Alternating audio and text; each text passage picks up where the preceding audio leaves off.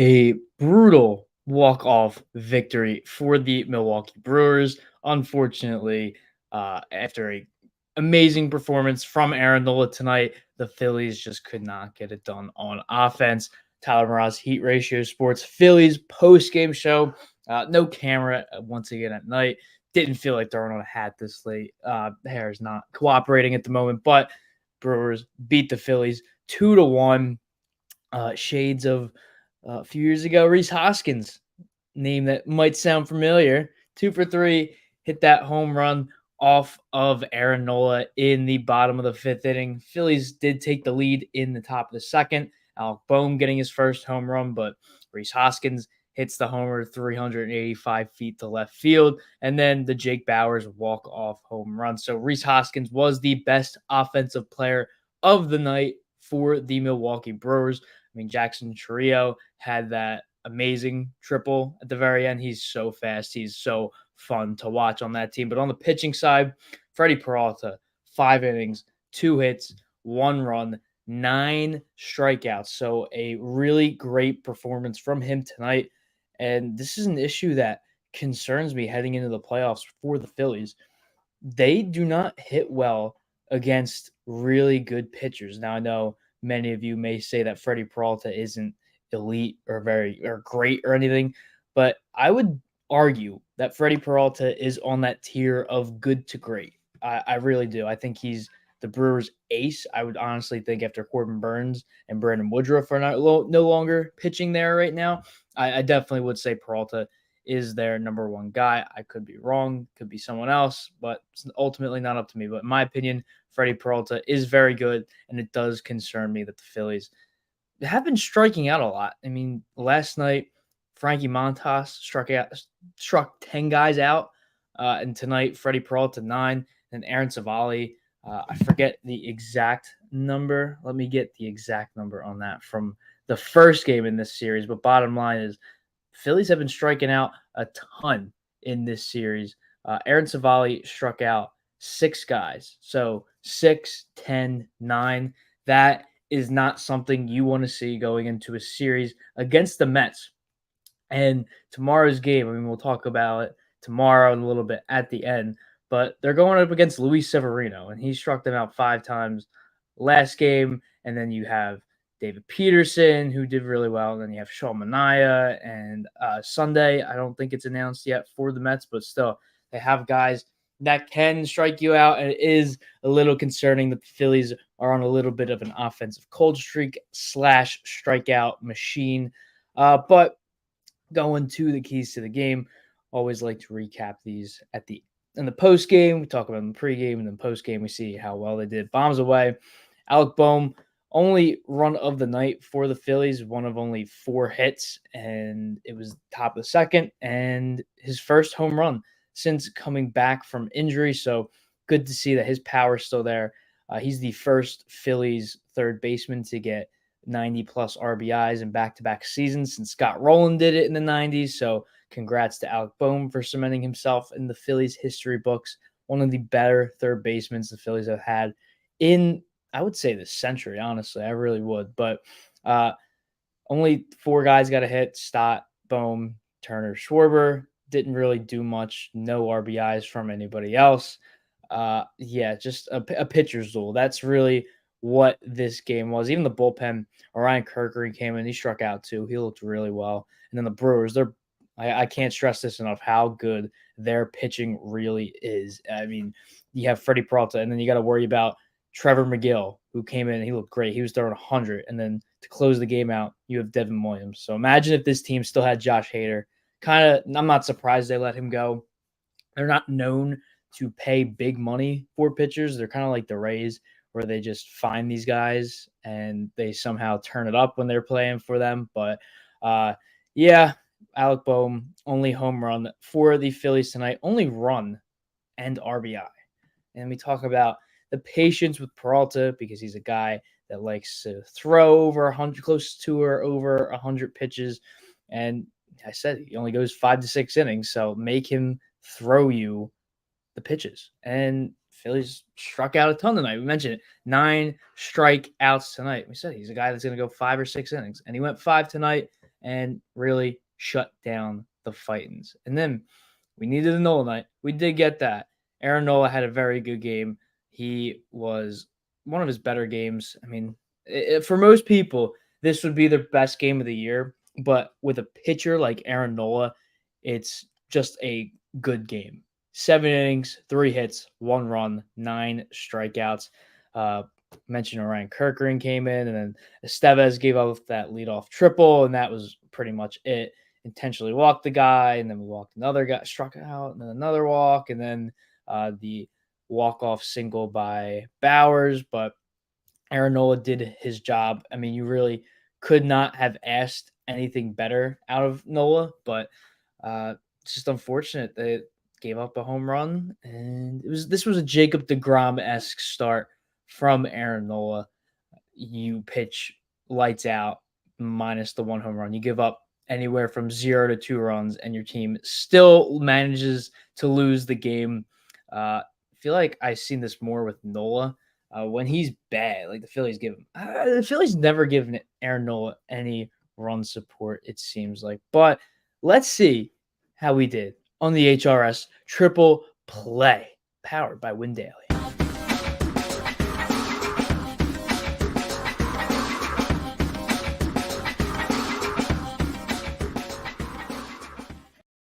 So I will say, we did talk about this bonus bet, and if you watch the pregame, I forgot to do it, and I was like, oh, I guess I didn't do that. Well, this is going to sound extremely fishy, but you got to believe me. I was going to put a Rhys Hoskins home run. It's kind of like a surprise, like, oh, here's a former Philly. It's not quite a current Philly, but yeah. So just believe me. Trust me, bro. Trust me. But nonetheless, we did go with the Harper Schwarber home run plus 205. That did not happen. Only home run tonight was Rhys Hoskins, but would have gotten that. But it's okay.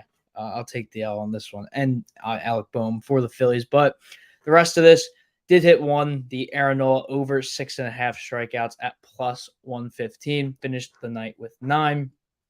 And then we said Freddy Peralta under 6.5 Ks at minus 135 because, he hasn't been striking out a ton of guys recently.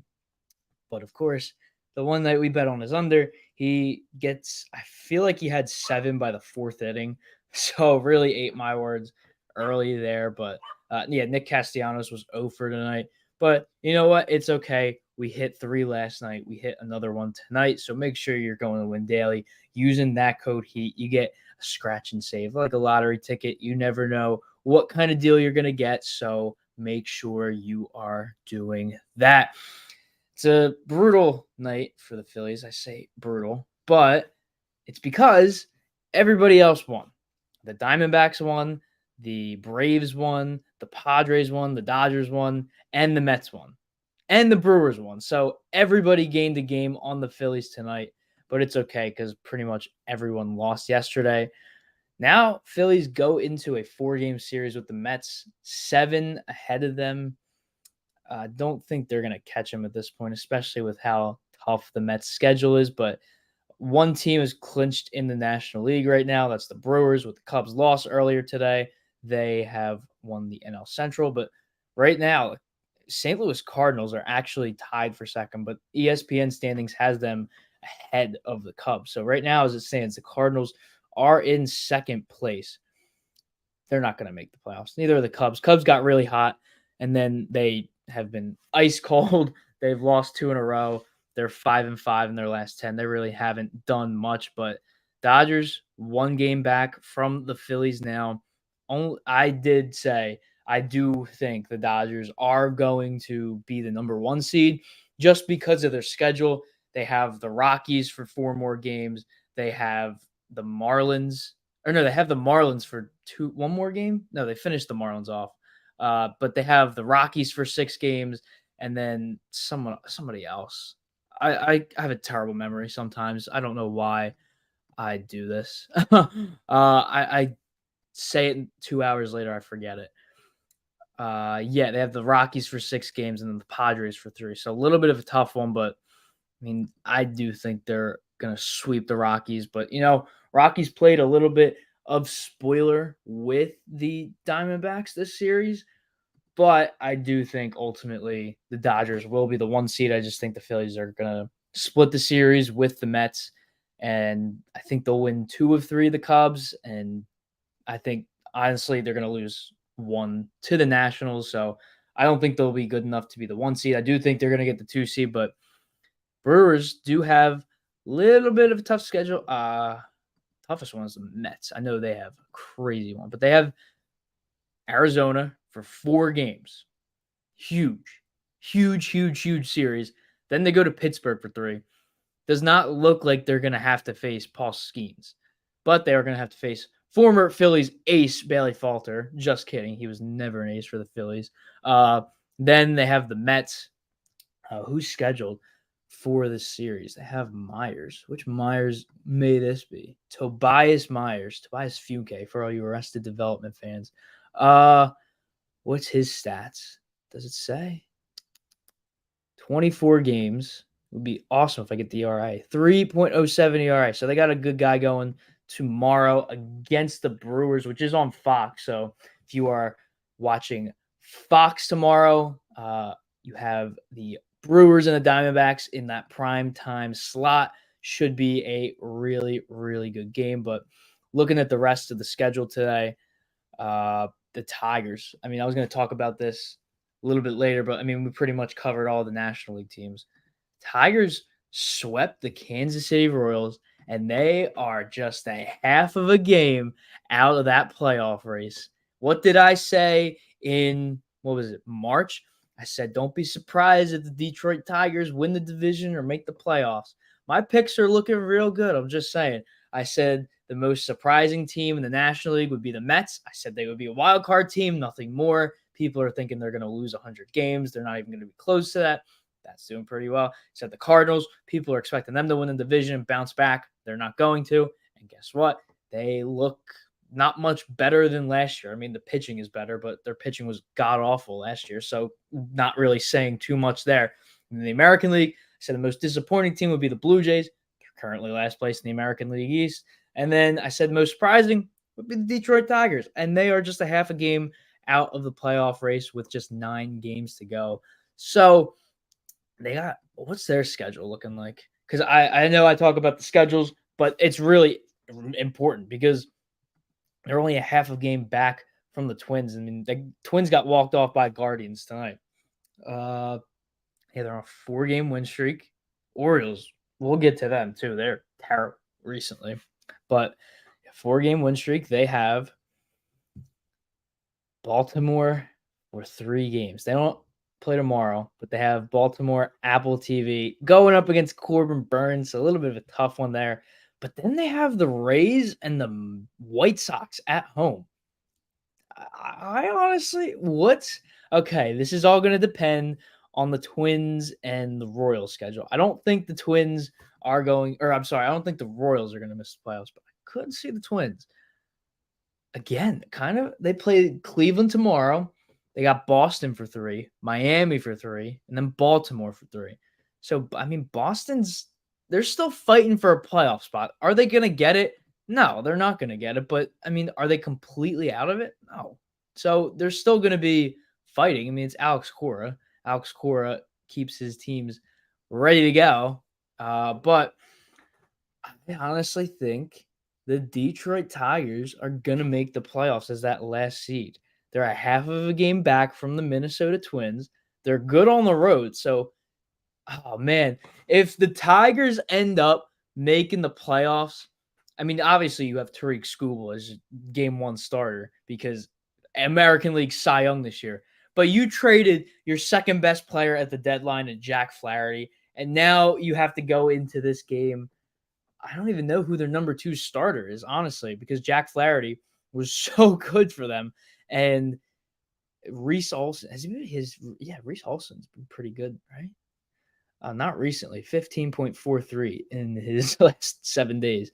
3.99 ERA. It's still decent. They have Casey Mize, former number 1 overall pick, but oh man, what's Casey Mize's ERA for the season? 4.56. So if the Tigers end up making the playoffs, and they win game one off of a amazing game from Tariq Skubal, and they lose the next two because of pitching. I really think that Jack Flaherty trade maybe starts to haunt them a little bit, even if whatever prospect they got back does well for them. But man, again, Tigers, anything can happen in baseball. I mean, there's still 9 games, 10 games left for most teams. So, man, really, really cool stuff here. I love it when it gets down to the wire. I mean, in most seasons at this point, you already know all the divisional winners and all the playoff matchups are pretty much set, except for like maybe one wild card game or two in both leagues. But really, anything can change. And what it is now, I don't think what the standings are now, I don't think is what it's going to end up being. I think there's still a lot of moving pieces. But not just Philly moments of the night. Like to do this, talk about everything, not just Philly. The White Sox are 4 losses away from being officially the worst team of all time. And shame on you, Chicago White Sox. The White Sox GM, oh my goodness, just had a little bit of a tongue twister there with the most simple sentence. The White Sox GM came out and said, oh, we're not going to be too aggressive in free agency this winter. Yeah, we're fine. We just need guys to play better. Are you kidding me? 100. You're going to set the loss record for the most losses in a single season, the worst in over 100 years. And no, we're not going to sign many people. Are you kidding me? I feel like owners need to be punished. That's a whole nother discussion. Jerry Reisendorf, I don't know. I forget the exact pronunciation, but how could you own a baseball team unless it's like a tax write-off and you're making millions of dollars? But with the White Sox, you should be paying. Honestly, you shouldn't be making diddly squat from owning the White Sox and they're this bad. The owners need to be punished for not having good teams. And you could argue, oh, well, it's not always their fault. Yes, it is, because they are the ones that are saying, hey, we want to win. Go out, get these guys, spend money, because I'm sick and tired of losing. And that is what some Phillies fans take for granted of how good of an owner John Middleton is. You can give him all the crap you want, but he wants to win. He always wants to win. And he brought in Dave Dombrowski, one of the best executives in baseball history, has won a World Series with 2 different organizations. Fires Matt Klentak, brings in Dave Dombrowski and says, hey, we want to win. And what does he do? He brings in all of his guys. Phillies make the playoffs. This will be their 3rd in a row. And look at the White Sox. They're about to set the record for the most losses in a single season in baseball. Do you know how hard that is to do? I'm getting fired up just talking about how putrid, feeble, disgusting. It's really disgusting for the game of baseball. Luis Angel Acuna, younger brother of Braves former MVP Ronald Acuna, has been very good for the Mets. Francisco Lindor went down with the injury the second game of the Phillies-Mets series, and then Acuna came up, and he started.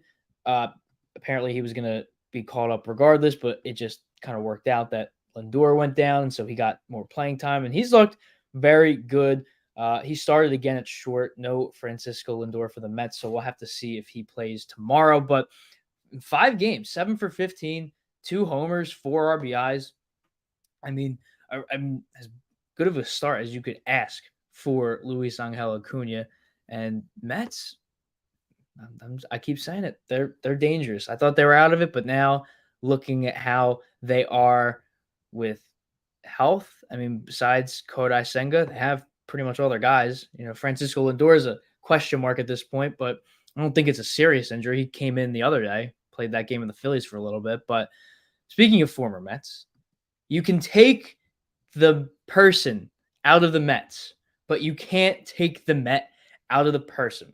Orioles catcher, James McCann, former Met. People had an argument that he was better than JT Realmuto at one point. No. So it was a ground ball to the pitcher today in the Orioles game. Bases loaded. Force out at home. All you got to do is catch it, step on the plate. So what happens? Pitcher throws it to McCann. Runner's safe. McCann's like, what? My foot was on the bag. You look at the replay, he was completely off of home plate. Free run there. You can take the person out of the Mets, but you can't take the Mets out of the player. James McCann, Mets gonna Met. That's all I can say. But gonna speak on two things in the football world. A report came out that it was just Jalen Hurts that spoke to the team after the Monday Night Football debacle. And then it was confirmed by Nick Sirianni today that he did not speak to the team after the loss because he said that Jalen Hurts nailed it. He said everything he wanted to be said, and he just thought it would be good to leave it at that. And if you watch this channel, hopefully you checked out Tony's video. Tony is already calling for Nick Sirianni to be fired, and he wants Bill Belichick. Now, I am a big let's see what happens, take it easy kind of guy. But with the collapse of last season, and I fully blame that on Nick Sirianni. Once a coach loses the locker room, it is extremely hard for the coach to get the respect back. And I feel like he lost a lot of the guys last season. That's what it seemed like. I mean, guys weren't playing well at all, and the schemes were terrible. And you see some of it this year.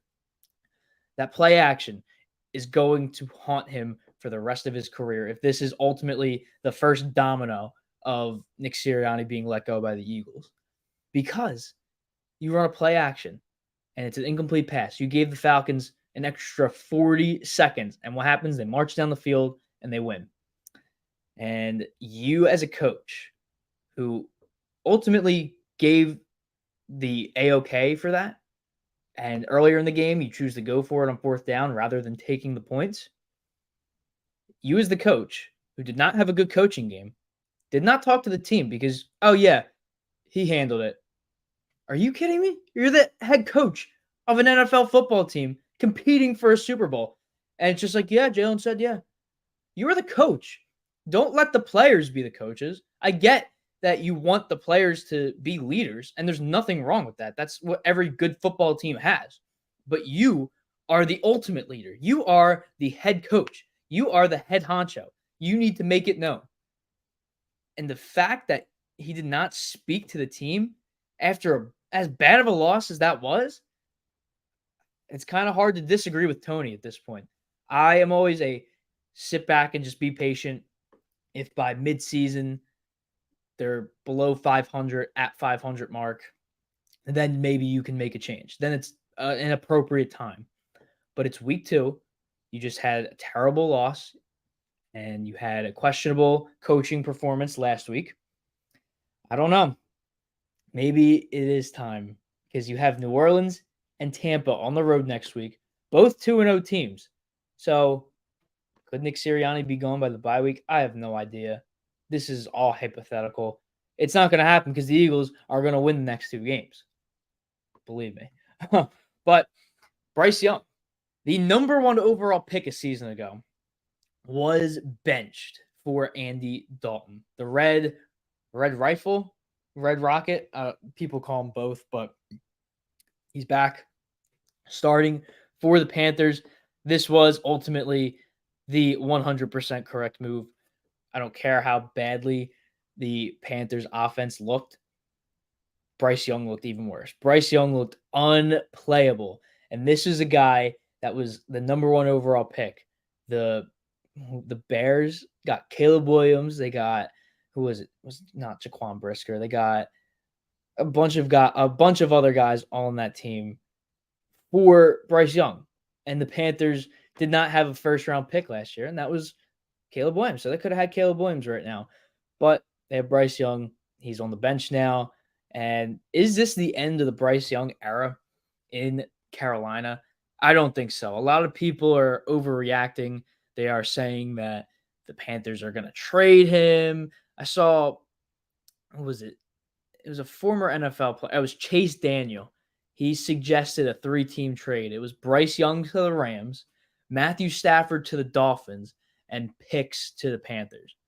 Awful trade. Don't ever do that. That doesn't make sense because Tua is coming back. If Tua wasn't coming back, that'd be a different story of like, okay, maybe, but I don't think the Rams would do that at this point of the season. I think it's still too early. I don't think they would move on from Matt Stafford, who just won them a Super Bowl a couple of years ago. But I don't think it's the end. I really don't. I think if Dalton is fine, I think Dalton will be the starter for the rest of the year because if he does well, obviously.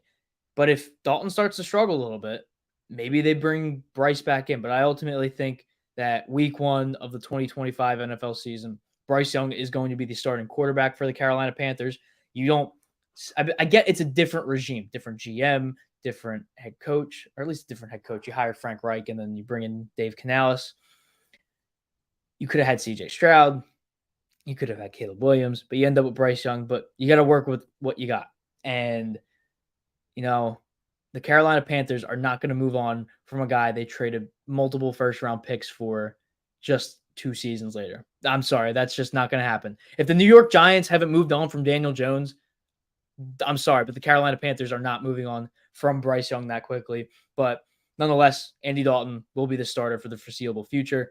But Bryce Young, for the longevity of the future, at least next year, he will start off as the starting quarterback. But it's going to do it here. Taijuan Walker tomorrow.